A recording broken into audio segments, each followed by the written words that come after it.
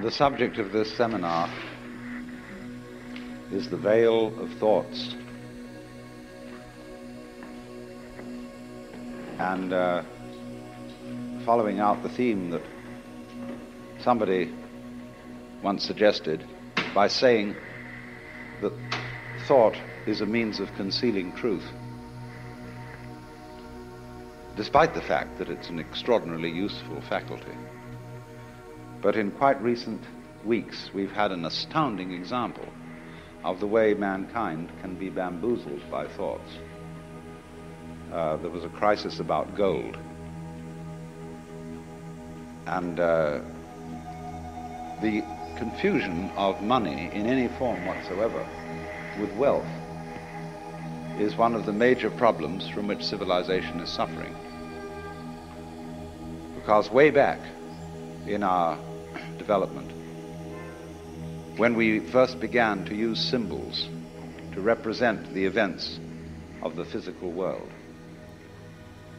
we found this such an ingenious device that we became completely fascinated with it. And in ever so many different dimensions of life, we are living in a state of total confusion between symbol and reality. And the real reason why in our world today, where there is no technical reason whatsoever why there should be any poverty at all, the reason it still exists is people keep asking the question, where's the money going to come from? Not realizing that money doesn't come from anywhere and never did, except if you thought it was gold.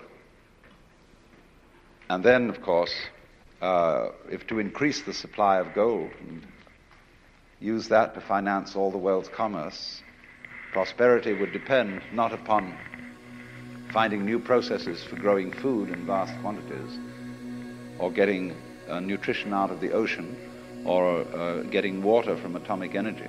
No, it depends on discovering a new gold mine. And you can see what a nonsensical state of affairs that is, because when gold is used for money, it becomes, in fact, useless. Gold is very useful metal for filling teeth, making jewelry, and maybe covering the dome of the Capitol in Washington.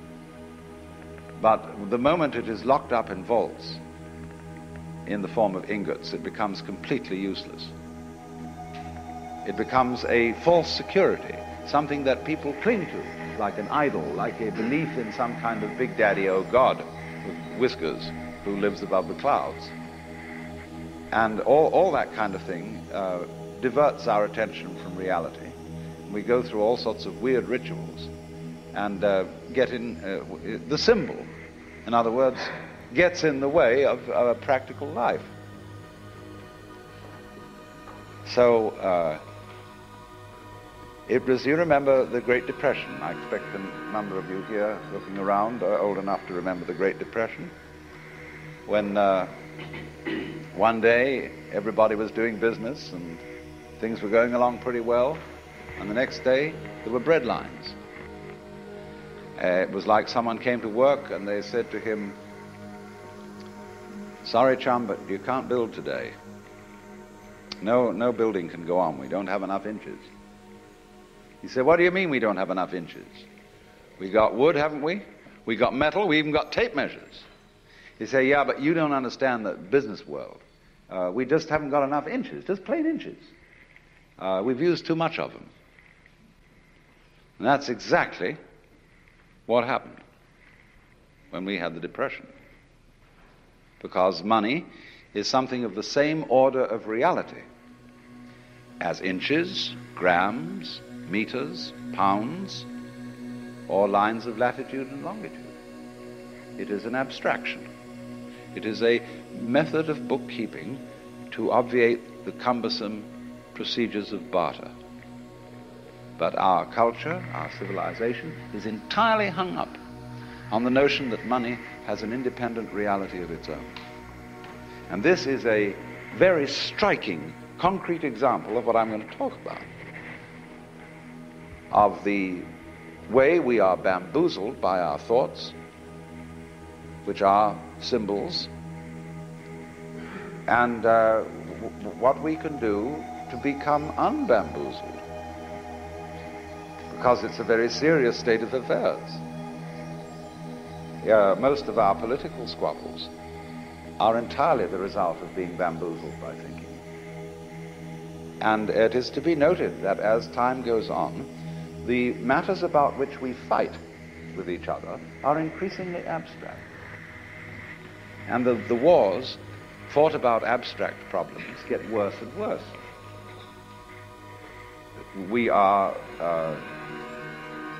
thinking about vast abstractions, ideologies called communism, capitalism, all these systems, and paying less and less attention to the world of physical reality, to the world of earth and trees and waters, people, and so are, in the name of all sorts of abstractions, busy destroying our natural environment. Wildlife, for example, is having a terrible problem continuing to exist alongside human beings. Another example of this fantastic confusion is that not so long ago, the Congress voted a law imposing stern penalties upon anyone who should presume to burn the American flag. And they put this law through with a great deal of patriotic oratory and quoting of poems and so on about Old Glory, ignoring the fact entirely that these same congressmen, by acts of commission or omission, are burning up that for which the flag stands. They are allowing the utter pollution of our waters, of our atmosphere, the devastation of our forests, and the increasing power of the bulldozer to bring about a ghastly fulfillment of the biblical prophecy that every valley shall be exalted, every mountain laid low, and the rough places plain. But you see, they don't notice the difference between the flag and the country. As Korzybski pointed out, the difference between the map and the territory. Now, however, I think we should begin by talking a little bit about, when we use the word physical reality as distinct from abstraction, what are we talking about? Because you see, there's going to be a fight about this, philosophically. If I say that the final reality that we're living in is the physical world, a lot of people will say that I'm a materialist, that I'm unspiritual, and that I think too much of an identification of the man with the body. Any book that you open on yoga or Hindu philosophy will have in it a declaration that you start a meditation practice by saying to yourself, I am not the body. I am not my feelings. I am not my thoughts. I am the witness who watches all this and is not really any of it. And so if I were to say then that the physical world is the basic reality, I would seem to be contradicting what is said in these Hindu texts. But it all depends on what you mean by the physical world. What is it? First of all, it must be pointed out that the idea of the material world is itself philosophical. It is in its own way a symbol. And so if I take up something that is generally agreed to be something in the material world, and I argue that this is material, of course it isn't. Because nobody has ever been able to put their finger on anything material. That is to say, if by the word material you mean some sort of basic stuff out of which the world is made, by, say, analogy with the art of ceramics, pottery, we use clay and we form it into various shapes, and so a lot of people think that the physical world is various forms of matter. And nobody has ever been able to discover any matter. They've been able to discover various forms, yes, various patterns, but no matter. You can't even think how you would describe matter in some terms other than form. Because whenever a physicist talks about the nature of the world, he describes a form, he describes a process, which can be put into the shape of a mathematical equation. And so if you say A plus B equals B plus A, everybody knows exactly what you mean. It's a perfectly clear statement. But nobody needs to ask, what do you mean by A or what do you mean by B? Or if you say 1 plus 2 equals 3, that's perfectly clear. But you don't need to know 1 what, 2 what, or 3 what. And all our descriptions of the physical world have the nature of these formulae, numbers. They are simply mathematical patterns, because what we're talking about is pattern. But it's pattern of such a high degree of complexity that it's very difficult to deal with it by thinking. In science, we really work in two different ends of the spectrum of reality. We can deal with problems in which there are very few variables, or we can deal with problems in which there are almost infinitely many variables. But in between, we're pretty helpless. In other words, the average person cannot think through a problem involving more than 3 variables without a pencil in his hand. That's why, for example, it's difficult to learn complex music. Think of an organist who has 2 keyboards or 3 keyboards for work with his hands, and each hand is doing a different rhythm. And then his feet on the pedals, he can be doing a different rhythm with each foot. Now that's a difficult thing for people to learn to do, just like to rub your stomach in a circle and pat your head at the same time takes a little skill. Now, most problems with which we deal in everyday life involve far more than 3 variables. And we are really incapable of thinking about them. Actually, the way we think about most of our problems is simply going through the motions of thinking. We don't really think about them. We do most of our decision-making by hunch. You can collect data about a decision that you have to make, but the data that you collect has the same sort of relation to the actual processes involved in this decision as a skeleton to a living body. It's just the bones. And there are all sorts of entirely unpredictable possibilities involved in every decision. And you don't really think about it at all. The truth of the matter is that we are as successful as we are, which is surprising, the degree to which we are successful in conducting our everyday practical lives, because our brains do the thinking for us in an entirely unconscious way. The brain is far more complex than any computer. The brain is, in fact, the most complex known object in the universe, because our neurologists don't understand it. They have a very primitive conception of the brain and admit it. And therefore, if we do not understand our own brains, that simply shows that our brains are a great deal more intelligent than we are. Meaning by we, the thing that we have identified ourselves with.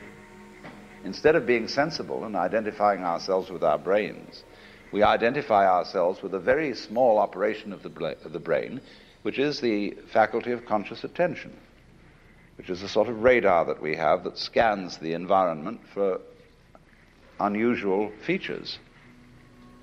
And we think we are that, and we are nothing of the kind. That's just a little little trick we do. So actually, our brain is analyzing all sensory input all the time, analyzing all the things you don't notice, don't think about, don't have even names for. And so it is this marvelous complex goings on which is responsible for our being able to adapt ourselves intelligently to the rest of the physical world. The brain is furthermore an operation of the physical world. But now you see, though, we get back to this question. Physical world. This is a concept. This is simply an idea. And if you want to ask me to differentiate between the physical and the spiritual, I will not put the spiritual in the same class as the abstract, but most people do.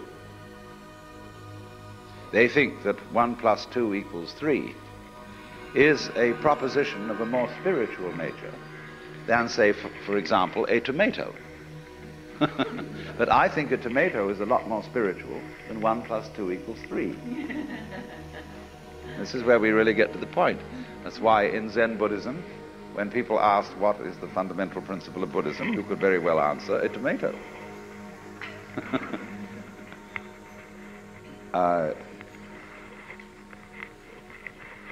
Because look how, when you examine the material world, how diaphanous it is. It really isn't very solid. A tomato doesn't last very long. Nor, for that matter, do the things that we consider most exemplary of physical reality, such as mountains. The poet says, "The hills are shadows, and they flow from form to form, and nothing stands." Because the physical world is diaphanous. It's like music. When you play music, it simply disappears. There's nothing left. And that, for that very reason, it is one of the highest and most spiritual of the arts, because it is the most transient.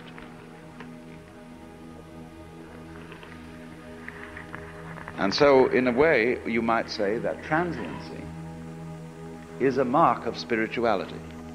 A lot of people think the opposite, that the spiritual things are the everlasting things. But you see, the more a thing tends to be permanent, the more it tends to be lifeless. Nothing is so dead as a diamond. And yet, this imagery, the idea of the most mineral objects being the most permanent, and so they get associated with the spiritual. Jesus Christ is called the Rock of Ages. And even the Buddhists have used the diamond, the Vajra, as an image of the fundamental reality of the universe. But the reason why they used the diamond was not that it was hard, but that it was completely transparent, and therefore afforded a symbol of the void, which everything fundamentally is. Not meaning that there simply is nothing there, but the void means that you cannot get any idea which will sufficiently define physical reality. Every idea will be wrong, and in that sense it will be void. So then, the physical world, we can't even find any stuff out of which it's made. We can only recognize each other, and I say, well, I realize that I met you before and that I see you again. But the thing that I recognize is not anything really except a consistent pattern. Let's suppose I have a rope, and this rope begins by being manila rope. Then it goes on by being cotton rope. Then it goes on with being nylon. Then it goes on with being silk. So I tie a knot in the rope, and I move the knot down along the rope. Now, is it, as it moves along, the same knot or a different knot? We would say it was the same, because you recognize the pattern of the knot. But at one point it's manila, at another point it's cotton, at another point it's nylon, and another it's silk. And that's just like us. We are recognized by the fact that one day you face the same way as you did the day before, and people recognize your facing. So they say that's John Doe or Mary Smith. But actually the contents of your face, whatever they may be, the water, the carbons, the chemicals, are changing all the time. You're like a whirlpool in a stream. The stream is doing this consistent whirlpooling, and we always recognize, like at the Niagara, the whirlpool is one of the sights. But the water is always moving on. And we are just like that, and everything is like that. So there's nothing in the physical world that is what you might call substantial. It's pattern. And this is why it's so spiritual. To be non-spiritual is not to see that. In other words, it is to impose upon the physical world the idea of thingness, of substantiality. That is to be, in the sense that the Hindus use it, that is to be involved in matter, to identify with the body. To believe, in other words, that the body is something constant, something tangible. The body is really very intangible. You cannot pin it down. It's all falling apart, furthermore. And we're aging, getting older, and so therefore, if you cling to the body, you will be frustrated. So the whole point is that the material world, the world of nature, is marvelous, so long as you don't try to lean on it, so long as you don't cling to it. And if you don't cling to it, you can have a wonderful time. Let's take for a very controversial issue. All spiritual people are generally against lovemaking. Ramakrishna used to speak about the evils of woman and gold.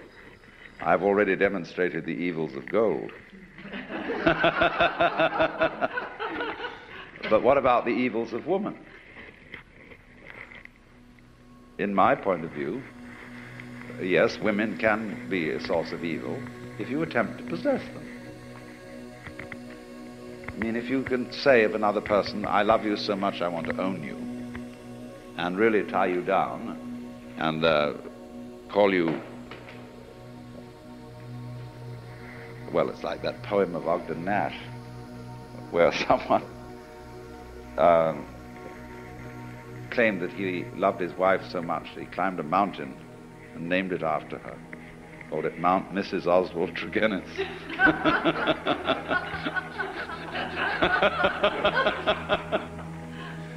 And so, in other words, if you try to possess people and you make your sexual passion possessive in that way, then of course you are trying to cling to the physical world. But you see, women are in a way much more interesting if you don't cling to them, if you let them be themselves and be free.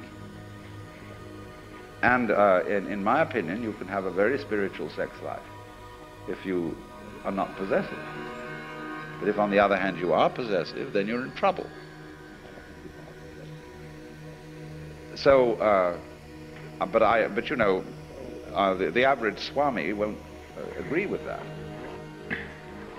because he confuses, by thinking that the body that I touch, is something evil. He's hung up with it. It's like the story of the two Zen monks who were crossing a river. And it was the ford was very deep because of the flood. And there was a girl trying to get across. And one of the monks immediately picked her up, threw her over his shoulder and carried her across, put her down on the other side, and then the monks went one way and she went another. And the other monk had been in a kind of embarrassed silence, which he finally broke, and he said, "Do you realize that you broke a monastic rule by touching and picking up a woman like that?" And he said, "Oh, but I left her on the other side of the river and you're still carrying her."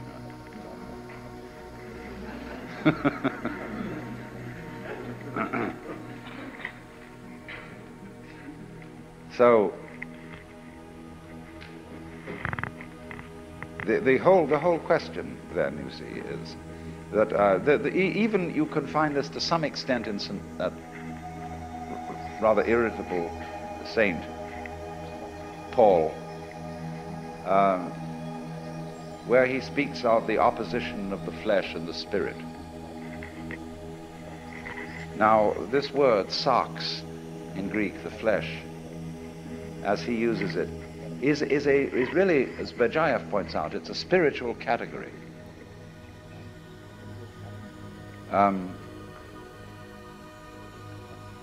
For the Christian, you see, the Word is made flesh in Christ, and there will be the resurrection of the body in the final consummation of the universe. So you cannot really, as an Orthodox Christian, take a antagonistic attitude to the flesh. Why then does St. Paul take an antagonistic attitude to the flesh? Well, you can only save the situation and make the New Testament consistent with itself by saying that he meant by the flesh a certain kind of spiritual category. He didn't mean this, because this isn't flesh. Flesh is a concept. This is not. And so the flesh, or you might say, we talk about the sins of the flesh, they have entirely to do with certain hang-ups that we have about our bodies. And that again is what I would call leaning on the world, exploiting it. When you take, as a Buddhist, you take the third precept, Kame sumichachara veramani sikapadam samadhiyami. And it's usually translated, I undertake the precept to refrain from adultery. It doesn't say anything of the kind. Kama is passion. Kame sumichahara, therefore, is, I undertake the precept not to exploit the passions. So in other words, you may be bored, see? And you're feeling sort of empty and at a loose end, and you think, well, I don't know, let's go and commit adultery. It might liven things up, see? And that would be what they call in Zen, raising waves when no wind is blowing. It would be quite a different matter if, in a perfectly spontaneous and natural way, you fell in love with some woman. You wouldn't be going out of your way to get into trouble. It would be appropriate and natural at the time. Or in the same way, a lot of people, instead of saying, let's commit adultery, when they feel sort of bored, they say, let's go and eat something. And so they become fatter and fatter and fatter because they're filling the spiritual vacuum in their psyche with food, which doesn't do the job. It is not the function of food to fill spiritual vacuums. So in this way, one exploits the appetites or the passions. So likewise also the fifth precept, Sura Merya Majapamadatana, is the list of intoxicating substances. And it doesn't say that you are not going to take them. It says you're not going to be intoxicated by them. In other words, a Buddhist may drink but not get drunk. I don't know how that applies to psychedelics, but that's another story. So, one might say then that we are confused through and through about what we mean by the material world. And what I'm first of all doing is I'm just giving a number of illustrations which show how confused we are. And let me repeat this to get it clear, because it is rather complicated. In the first place, we confuse abstract symbols, that is to say numbers and words and formulae, with physical events, as we confuse money with consumable wealth. In the second place, we confuse physical events, the whole class and category of physical events, with matter. But matter, you see, is an idea, it's a concept. It's the concept of stuff, of something solid and permanent that you can catch hold of. Now, you just can't catch hold of the physical world. The physical world is the most evasive, elusive process that there is. It will not be pinned down, and therefore it fulfills all the requirements of spirit. So what I'm saying then is that the non-abstract world, which Korzybski called unspeakable, which was really a rather good word, is the spiritual world. And the spiritual world isn't something kind of gaseous, abstract, formless, in that sense of shapeless. It's formless in another sense. The formless world is the wiggly world. There really is no way that the physical world is. In other words, the nature of truth, I said in the beginning, somebody had said that thoughts were made to conceal truth. This is the fact, because there is no such thing as the truth that can be stated. In other words, ask the question, what is the true position of the stars in the Big Dipper? Well, it depends where you're looking at them from. And there is no absolute position. So in the same way, accountants, a good accountant will tell you that any balance sheet is simply a matter of opinion.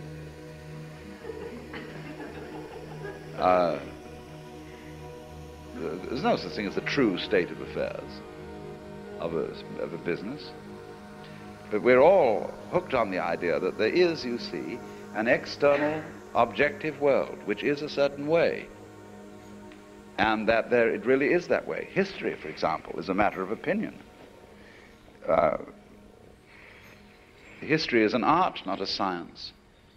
It's something constructed, which is accepted as a more or less satisfactory explanation of events, which, as a matter of fact, don't have an explanation at all.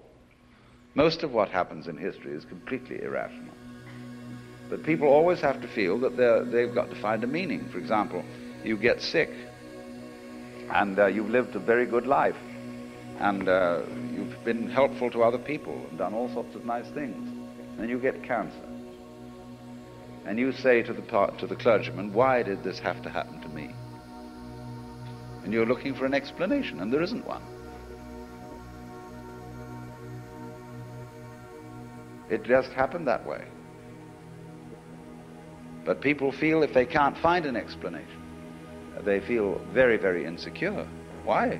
Because they haven't been able to straighten things out. The world is not that way. So the truth, in other words, what is going on, is of course a lot of wiggles. But the way it is always in relation to the way you are.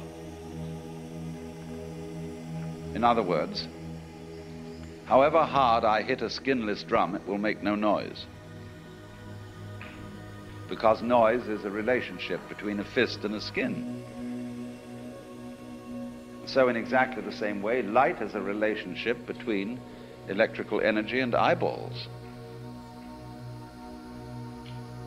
It is you, in other words, who evoke the world, and you evoke the world in accordance with what kind of a you are, what kind of an organism. One organism evokes one world, another organism evokes another world. And so everything, reality is a kind of relationship. So once one gets rid of the idea of the truth as some way the world is in a fixed sense, say it is that way, see?